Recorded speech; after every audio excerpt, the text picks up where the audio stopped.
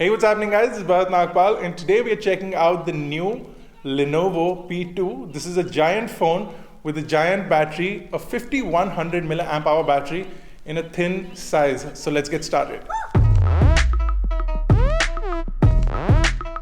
This is what the box of the Lenovo P2 looks like. It's a pretty standard box. As you can see over here, we have a Qualcomm Snapdragon 625 and full HD Super AMOLED display. 32GB and 4GB in this model. There is a 3GB variant available as well.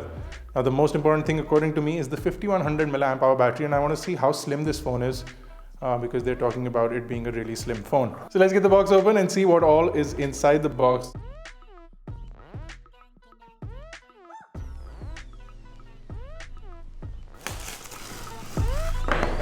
So this is the phone. And this is the screen protector apparently, but this is the phone and it does come with the case, which is great.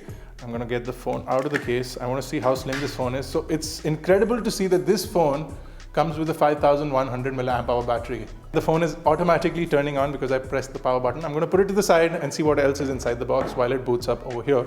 So we do get a SIM ejector tool, which is great. I'm going to put that to the side. We do have some standard earphones. I think it's high time companies start investing in some good quality earphones for in-box accessories. So some flat style cable and in-ear earphones would do wonders. So I think they should include those inside the box. I mean, it's 2017 now, isn't it? And we have some documentation over here in this little pouch thing.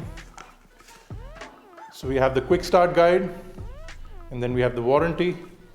So it says that when you turn the phone on for the first time, certain information including the IMEI number and the serial number of the phone will be sent to Lenovo. So this information has been included.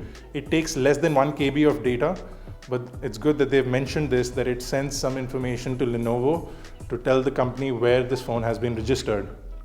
What is also inside the box is what appears to be an OTG adapter. As you can see, it's a micro USB to standard USB type A. The cable seems to be of good quality. It's a standard micro USB to USB type A cable. So that's great, at least the cable is good quality. I'm going to put that to the side and look at the charger. So the charger is a 9 volt 2 amp, 12 volt 2 amp, 7 volt 2 amp or a 5 volt 2 amp charger, which means that it varies in charging. So when you need a quick charge, it uses 12 volt with 2 amps to give you a really fast charge. It also then reduces to 9 volt with 2 amps when you've reached about 50 to 60%, and then it reduces to 7. And then when you're doing trickle charging, it reduces to 5. This is rated as a very fast charger, maybe more than what the dash charge can do. And I'm going to test this in comparison with the OnePlus 3 in possibly a later video. So I'm going to show you that as well. So I'm going to place this to the side and I'm going to finally take a look at the device itself. So this is the back. We've seen it on the previous phones, including the K7 Note, etc. Essentially looks like that, but it definitely a slightly more premium look to it. So before we get started, let's do a quick one over with the device. So over at the front, we have a 5 megapixel camera along with the earpiece, a bunch of sensors over there. Below that is a 5.5-inch 1920 by 1080p display, which is great. You also have the home button, which is also a fingerprint scanner over here. And then at the bottom, you get the micro USB charging port along with the dual grills. One is a microphone, one is a speaker. You can also see the antenna bands on the side, but the side is a nice aluminum finish, and you do have double chamfers. So you have a front chamfer and a rear chamfer. You do have the power button along with the volume button over at the right. On the top is the secondary noise cancellation microphone along with a 3.5mm headphone jack. So over at the left is the SIM tray along with a toggle for the battery mode. So you can switch it up to go into the ultimate battery saving mode, and I'm going to show you that in just a minute. Over at the back is a 13 megapixel camera with a dual tone LED flash. You can see the NFC logo. The camera will capture 1920 by 1080p video, and you do have the Lenovo branding over here. Inside is a 5100 mAh battery, which is massive for the kind of size this phone has. It's not also very heavy. It weighs in only at 177 grams. Running everything on the Lenovo P2 is a Qualcomm Snapdragon 625 chipset with an octa-core 2 GHz CPU. You also get the Adreno 506 GPU. Internally, you get 32GB of storage with 3 or 4GB RAM options, or you get a high-end 64GB variant with 4GB of RAM. The device does have dual SIM capabilities, but you do get a hybrid tray. So you can pop in a single SIM card or a micro SD card along with the SIM card. The micro SD card can be up to 256 GB.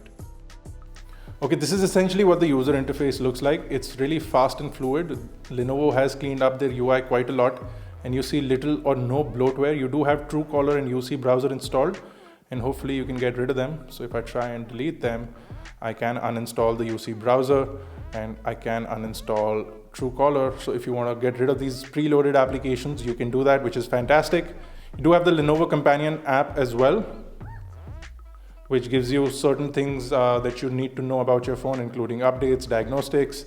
Essentially, the user interface is very standard, very stockish, but you can go into the theme center and change the user interface from a default Android launcher to a Vibe UI launcher, so which changes the user interface a little bit. You can see certain changes in the animations, etc. But I personally prefer the Android launcher, even though the Vibe launcher works on this a lot better than it was on the K6 series of phones. If you get into settings and about device, you'll see that it's running 6.0.1, and Lenovo has said that this is going to be updated to Nougat somewhere in March or April, so you can stay tuned for that. Let's quickly look at the camera. Again, it's a snap-it camera, so certain features that we've seen in the past are over there. You can jump into settings real quick, turn on some of the settings, change the resolution. You can also tap to focus and capture full HD videos, and you also have a bunch of modes, including a slow-mo and a fast motion mode, along with some artistic HDR, so you can set changes depending on the kind of pictures that you're going to be taking. Once you set up your fingerprint, if you jump into the system button menu over here, you can turn on certain things, like you can hide the navigation bar and it hides. If you want to pull it out, you can drag it up and then you can hide it again. But then you can also turn on something called a fingerprint gesture, which allows you to simply tap to go to the back button and then hold your finger to sort of get into the multitasking interface. So you don't really need the navigation bar. If you press down the button, you come to the home screen. So you get that ability as well. But if you hold your finger, you get the multitasking interface, and if you just tap, you go into the back.